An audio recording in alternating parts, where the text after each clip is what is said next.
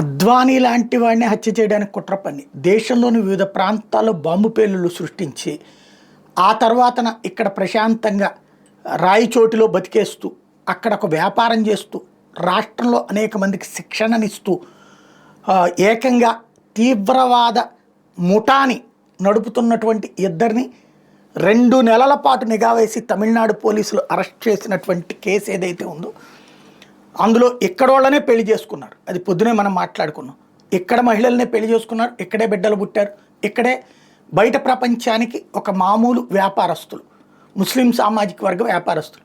కానీ అదే సామాజిక వర్గంలో వీళ్ళు నిశ్శబ్దంగా చేరుస్తున్నటువంటి విషంతో తయారైన తీవ్రవాదులు ఎందరో తెలియదు. ఇప్పుడు అది తేల్చే పనిలో ఉన్నారు. అదే సందర్భంలో వీళ్ళ తీవ్రవాద కార్యకలాపాలు, వీళ్ళ వాకీటాకీలు, వీళ్ళ దగ్గర ఉన్నటువంటి ఎక్విప్మెంట్ ఏదైతే ఉందో తీవ్రవాదానికి సంబంధించినటువంటిది, అవన్నీ వాళ్ళ భార్యలకు తెలియదా, వాళ్ళ ఇంట్లో తెలియదా?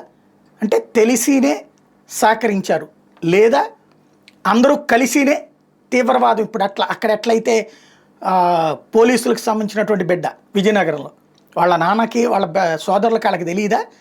డబ్బులు వచ్చి అకౌంట్లో పడతా ఉంటే వాళ్ళ అకౌంట్లో కూడా డబ్బులు పడితే తెలిసి సహకరించారు. అంటే వీళ్ళందరూ కూడా తీవ్రవాదాన్ని దేవుడి యొక్క కార్యక్రమం అని ఎవరైతే ఉగ్రవాద సంస్థల హెడ్స్ చెప్తారో అలాగ ప్రిపేర్ అయినట్టున్నారు. మధ్యన ఏదో సినిమా కూడా వచ్చింది ఇట్లాంటిది. అలా సైకలాజికల్గా ప్రిపేర్ అయ్యి ఉన్నట్టారు. ఎంత పెద్ద హోదాలో ఉన్నా, ఎంత చేస్తున్నా ఈ వ్యవహారాలు చేయడం. ఇప్పుడు ఆ భార్యలు ఇద్దరిని కూడా అరెస్ట్ చేశారు. వాళ్ళిద్దరిని తాజాగా సిద్దిక్, అట్లాగే మహమ్మద్ అలీ, సిద్దిక్ భార్య సైరాబాను, మహమ్మద్ అలీ భార్య హమీం ఇద్దరిని కూడా ఇవాళ అరెస్ట్ చేసి ముందు రాయచోటి కోర్టులో హాజరుపరిచారు.